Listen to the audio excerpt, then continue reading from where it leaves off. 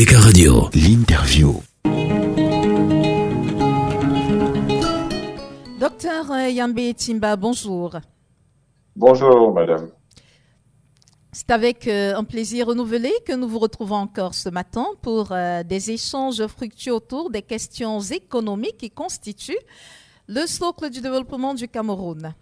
Et le sujet économique qui a retenu notre attention, c'est celui de la signature, le 16 août 2023, d'une convention entre l'État du Cameroun, représenté par Louis-Paul Motazé, ministre des Finances, et l'Association professionnelle des établissements de crédit au Cameroun, en abrégé APECAM, sans oublier l'Association nationale des établissements de microfinance, en abrégé ANENCAM, à l'effet de garantir des prêts aux petites et moyennes entreprises du Cameroun à hauteur de 200 milliards de francs CFA, dans le but de soutenir les PME. Docteur Yambé Timba, à travers cette signature, les petites et moyennes entreprises camerounaises auront-elles finalement le coup de pouce qu'elles espèrent obtenir depuis plusieurs années de la part de l'État? Je pense sincèrement que non. Je pense vraiment que non, et je pense que l'État aurait dû mieux asseoir sa réflexion sur cette problématique de l'accès au financement. Quel est le métier de la banque? Le métier de la banque, c'est de vendre du crédit. Donc, je ne comprends pas très bien pourquoi on ne demande pas aux banquiers de vendre du crédit. Parce qu'ils ne le vendent pas assez au Cameroun. Donc, vous ne pouvez pas venir donner à des gens des ressources dont ils n'ont pas besoin de surcroît. Parce que toutes nos banques, notre secteur bancaire est sur liquide. Ça veut dire qu'il y a tellement d'argent là-bas qu'on ne comprend pas pourquoi vous venez leur en donner davantage.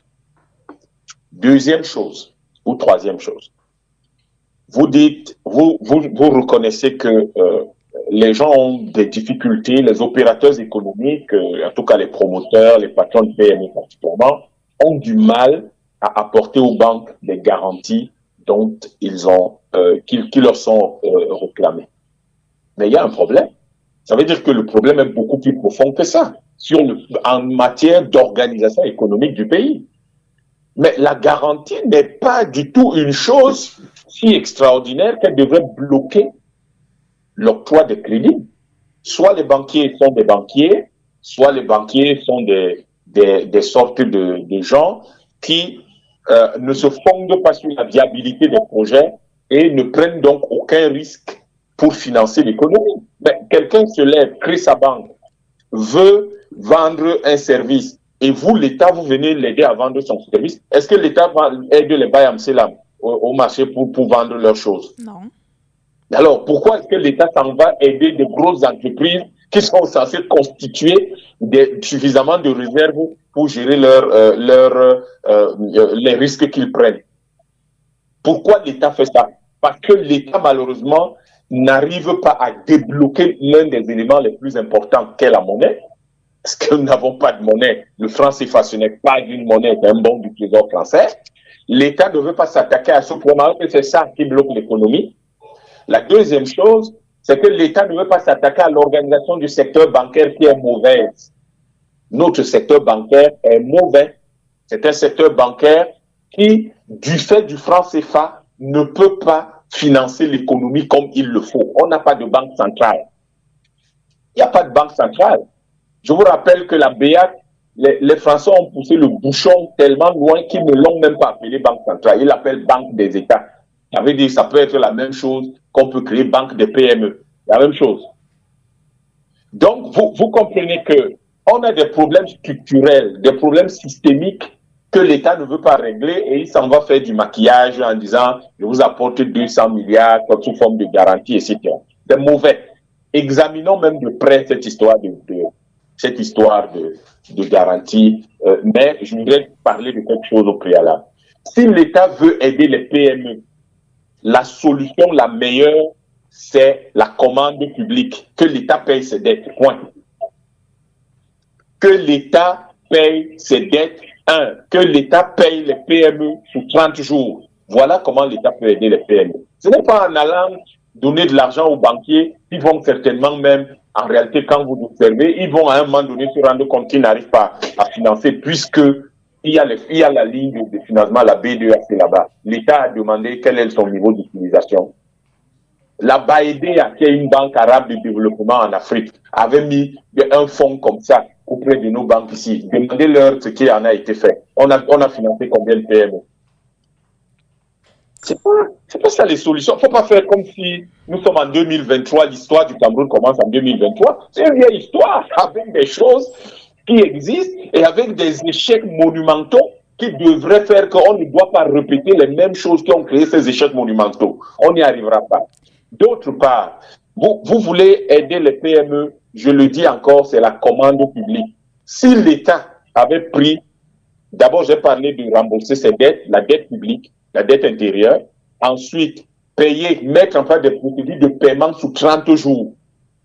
Ça aidera beaucoup les PME. Vous allez voir que ça va booster l'économie et vous serez très surpris des résultats et de l'impact.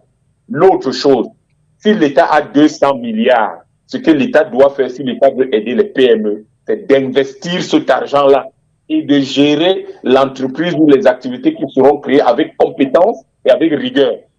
Le problème avec l'État, c'est que quand vous observez même les entreprises publiques ou parapubliques, mais c'est le cimetière des PME en plus même de la fonction publique elle-même, qui est un cimetière des PME. Donc, il faut, je vous prends j'illustre. Si l'État avait décidé, puisque nous avons du mal à manger, l'État n'arrive pas, ils sont là, ils cherchent où vont acheter le riz, où est-ce qu'ils vont acheter le blé, etc. Sauf que ça ne fait pas partie de nos traditions alimentaires. Si l'État du Cameroun avait décidé d'investir les 200 milliards dans la plaine des Mbou, là où on a Sangzo, qu'on appelle vulgairement Sanchou, mais qui s'appelle Sangzo en réalité, c'est le nom de ce village. Il y a 40 000 hectares viabilisés déjà là-bas. Il y avait la Soudérime là-bas.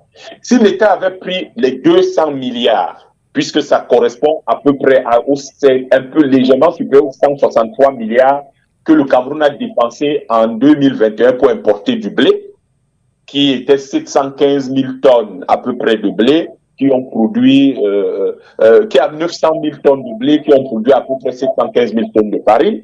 Si l'État avait pris les mêmes 163 milliards et les avait investis dans la plaine d'Embo, ça aurait aidé entre 200 et 300 PME. C'est-à-dire que entre les fournitures, entre les prestations de services, ça aurait aidé, ça aurait permis via la commande publique d'injecter de l'argent directement dans 200 à 300 PME. Et ça aurait permis de produire 1 200 000 tonnes d'igname qui aurait donné à peu près 860 000 tonnes de farine. Vous voyez que c'est supérieur aux 715 000 tonnes de farine. Tout à fait. Donc, on aurait eu nos 715 000 tonnes de farine, plus 45 000 tonnes qu'on aurait revendues au Nigeria, au Gabon, un peu partout en Afrique. On aurait encore plus d'argent. En un an, on aurait récupéré nos 163 milliards et on crée donc un fonds revolving qu'on peut aller remettre l'année qui suit dans le Grand Nord pour produire du mil et du sorgho. Et l'année d'après, et le mil et le sorgho, c'est 3 mois. Ça veut dire qu'en 3-6 mois, on récupère encore notre argent. On va à Bakassi là-bas, on crée une entreprise qui va produire du manioc. Un an après, on récupère, on crée un fonds revolving, donc, etc., etc. Et on va faire tourner ce fonds progressivement pour créer, par exemple, des entreprises agricoles. À chaque fois, c'est au moins une centaine de PME que l'État aurait financé de manière directe avec la commande publique et ça aurait permis aux PME de recruter beaucoup plus de personnes. Mais l'État ne fait pas ça parce que l'État est géré de manière très incompétente au Cameroun. Et cette gestion très incompétente appelle des solutions très incompétentes et très mauvaises.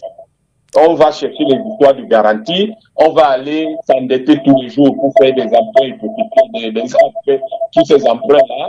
Et chaque fois vous demandez qu'est-ce que votre argent a produit, vous ne voyez pas. Parce que les 200 milliards, le risque que nous courons, c'est que dans 5-10 ans, on ne sache plus où ça se trouve. Parce que malheureusement, l'État ne fait pas des comptes rendus annuels. Quand on met en place, parlons maintenant de ces fonds de garantie, quand on met ce genre de choses en place, est-ce que l'État a dit quelle est la procédure d'évaluation? L'État ne dit pas. Est-ce que tous les mois ou tous les 3 mois, il y a un rapport public, c'est de l'argent public, est-ce qu'il y a un rapport public auquel tout le monde pourra accéder pour voir que voilà le montant qui a été, voilà ce que l'État, ce qui a été engagé auprès des PME, voilà ce que ça a produit. généré comme valeur ajoutée, comme contribution au PIB, comme emploi qu'on a créé, comme biens et produits qui ont été fournis par ces PME sur le marché. Est-ce que vous avez cette procédure d'évaluation? Non.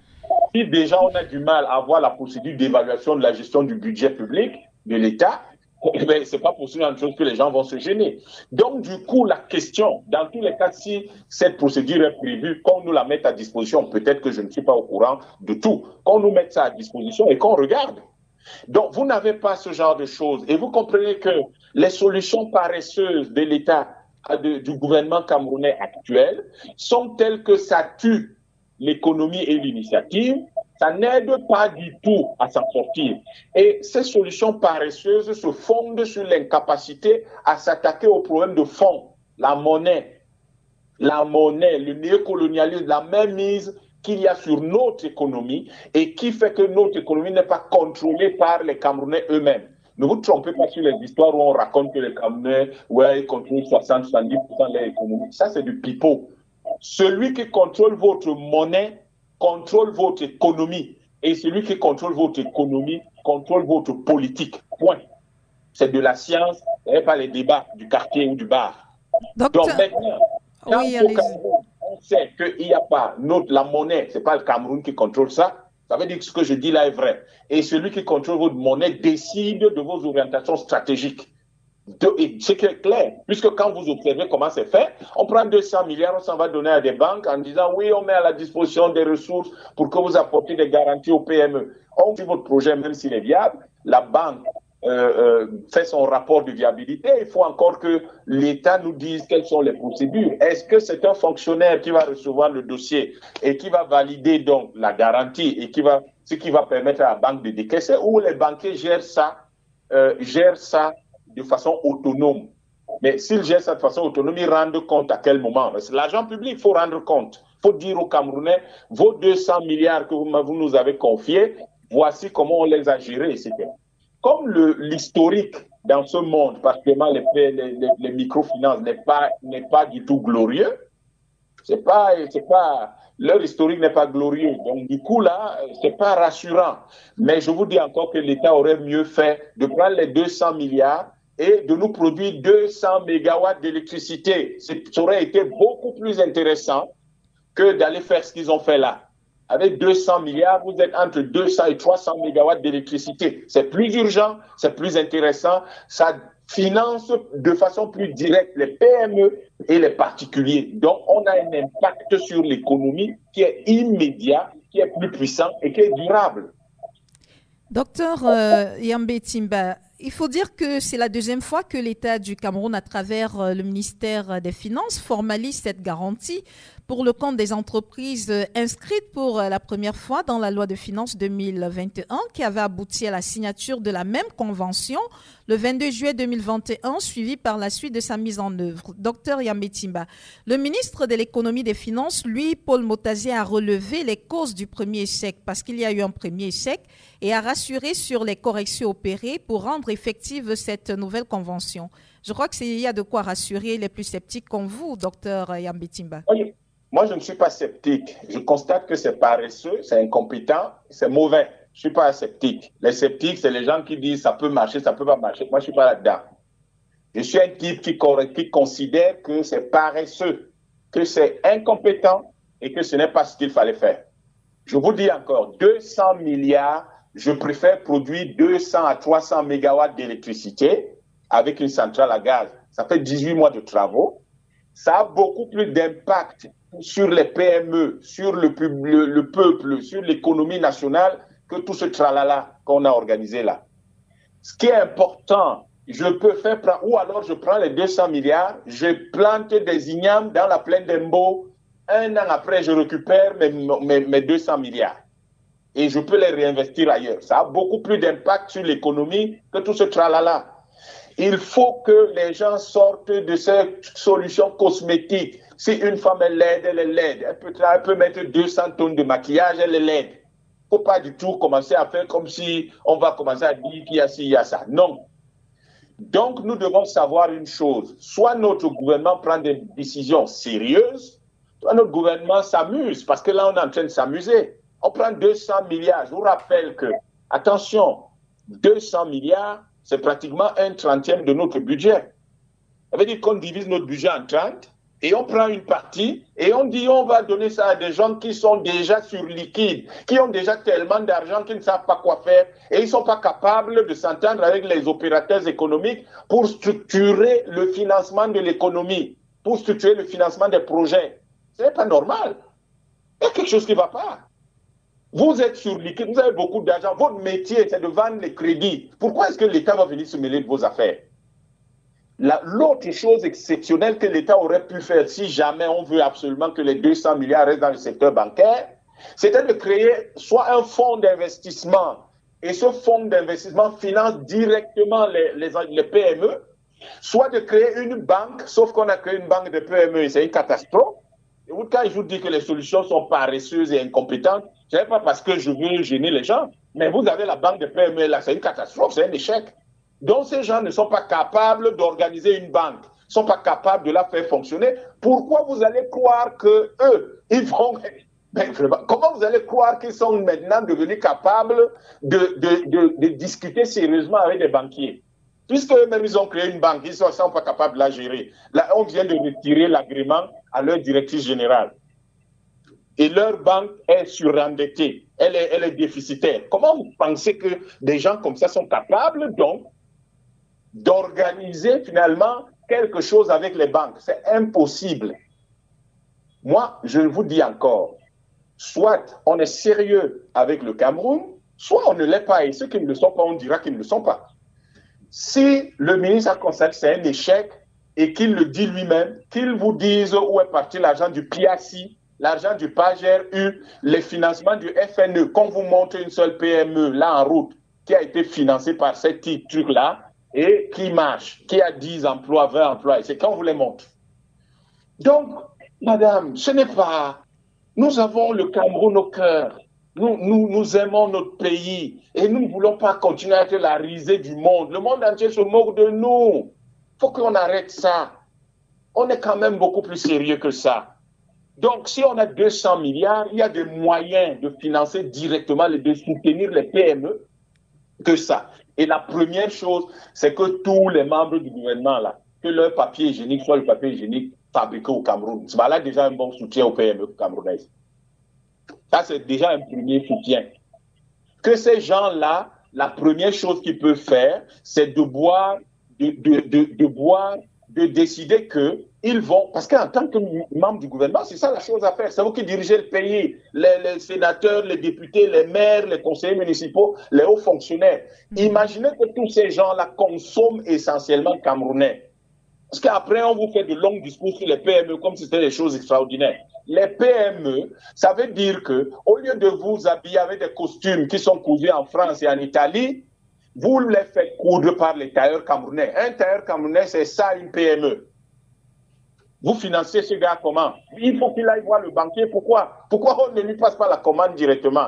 Les rideaux qui sont dans les bureaux de tous les membres du gouvernement, tous les hauts fonctionnaires, etc., tous les gens qui sont grands là, est-ce que leurs rideaux sont cousus par les couturières qui sont là?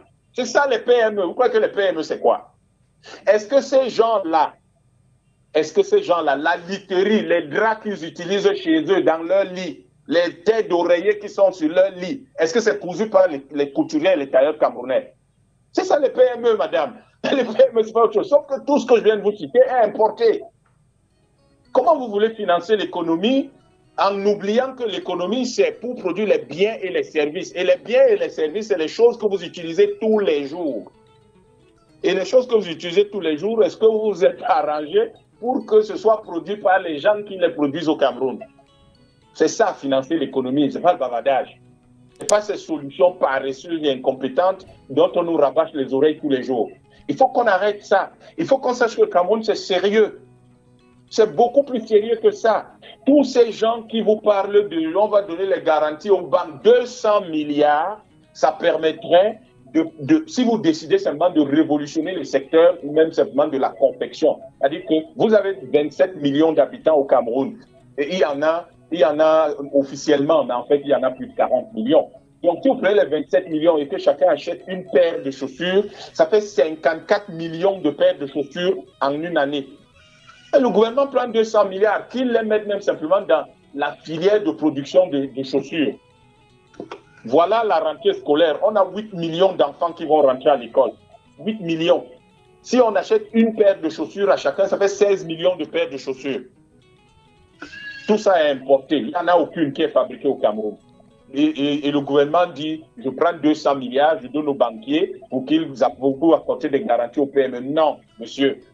Vous créez une grosse usine qui fabrique 16 millions de chaussures et les fournitures et les services dont cette filière-là a besoin peuvent soutenir 500 000 PME. Voilà comment on finance l'économie. On ne finance pas l'économie en rêvant.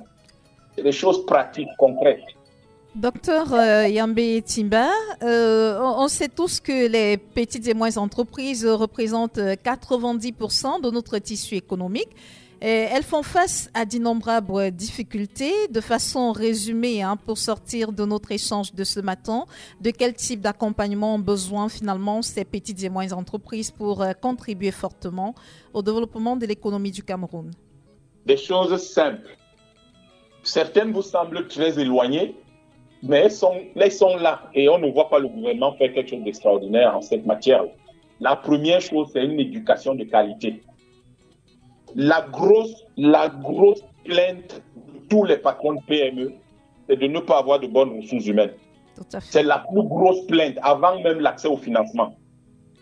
Ça veut dire que 200 milliards là, investis dans des ateliers, des laboratoires, dans les lycées et collèges, ça rapporterait plus d'argent au Cameroun que cette histoire de garantie. 2. Il faudrait réorganiser le système éducatif. Arrêtez cette histoire. Vous avez les séries A où on apprend le français, l'espagnol, l'anglais, l'allemand. Ça met quoi? Ça met quel genre de nourriture sur la table? Le fait d'être des grands experts de la langue française et maintenant du mandarin chinois, ça vous met quoi sur la table? Ça vous met quoi sur la table? Il faut refaire le système éducatif et vous assurer qu'on a essentiellement des gens formés dans ce qu'on appelle les STEM, sciences, technologies, ingénierie et mathématiques. Voilà là où on doit aller. 70% de nos jeunes doivent se former dans ces domaines. Et les patrons de PME perdront moins d'argent et ils en demanderont moins. Ça, c'est la première chose. La deuxième, c'est qu'on arrête avec les solutions paresseuses. Qu'on finance l'économie, qu'on structure l'économie, qu'on construise l'économie. C'est l'État chinois qui construit l'économie chinoise. C'est l'État indien qui construit l'économie indienne. C'est l'État russe qui construit l'économie russe. C'est l'État américain qui construit l'économie russe, l'économie américaine, beaucoup plus par la commande publique. C'est l'État français qui construit l'économie française. Ce n'est pas le secteur privé. Je ne sais pas où est-ce qu'on est allé apprendre cette histoire qui dit que c'est le secteur privé qui construit l'économie. Puisque le secteur privé n'a jamais plus d'argent que l'État, comment se fait-il que ce soit lui qui construit l'économie? Le secteur privé ne peut pas avoir plus d'argent que l'État. Le secteur privé ne peut pas avoir plus de connaissances du marché que l'État. Pas du tout. C'est pas possible. Donc, c'est l'État qui est l'opérateur économique premier. Ce n'est pas le secteur privé. Et puis, dans un pays où vous n'avez pas de monnaie, il est impossible d'avoir un capital national important. Je vous mets au défi. Demandez à un seul des hommes d'affaires camerounais s'il est capable de faire un investissement de 100 milliards. Il n'y en a pas. Il n'y en a aucun. Aucun. Pourquoi? Parce qu'il y a des blocages systémiques auxquels le gouvernement doit s'attaquer, mais il s'y attaque pas. Il ne trouve pas les solutions à ces blocages systémiques. Donc, voilà les choses qu'il faut mettre en place. Il faut que l'État s'investisse, crée de vraies entreprises qui sont gérées de façon compétente. Et c'est ces entreprises qui vont rapporter encore plus d'argent à l'État, qui va le réinvestir encore davantage et qui va donc créer un effet multiplicateur sur l'économie. Tant qu'on ne fait pas ça, et qu'on est dans les histoires cosmétiques là, on s'en va faire les emprunts tous les jours là, on est tout le temps en train de dire on va faire les garanties, on va donner 200 milliards de garanties. Ça n'aide personne. Personne. Si vous prenez 200 milliards, vous faites 300 mégawatts d'électricité, vous allez susciter des milliers de PME. C'est ça à financer l'économie, c'est pas le bavardage. Donc aujourd'hui, il faut qu'on sache que cette histoire de 200 milliards, c'est du pipeau. Cette histoire de 200 milliards n'a aucune efficacité. Ils ont mis des dizaines de milliards dans le Piassi, Pargerou, etc. C'est où?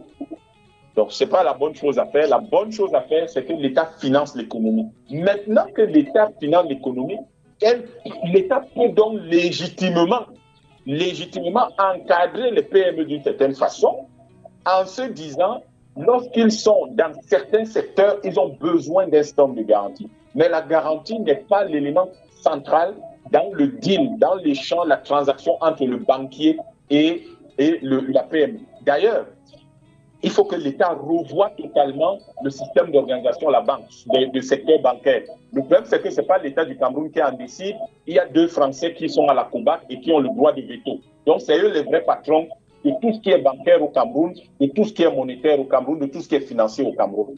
On devrait sortir le Cameroun de ces histoires de garantie, parce que quand vous allez dans leur pays là-bas, en Europe, l'Union européenne, la France, ce n'est pas ça qui est mis en avant quand une PME veut créer une affaire et qu'elle s'en va voir le banquier. La banque vend du crédit. Quelle banque du crédit? Elle ne sait pas vendre du crédit faible. Point. ABK Radio. De lundi à vendredi dès 7h. Retrouvez dans le 7-10, 7h-10h. ABK Matin, premier sur le matin. Les invités consultants de classe exceptionnels.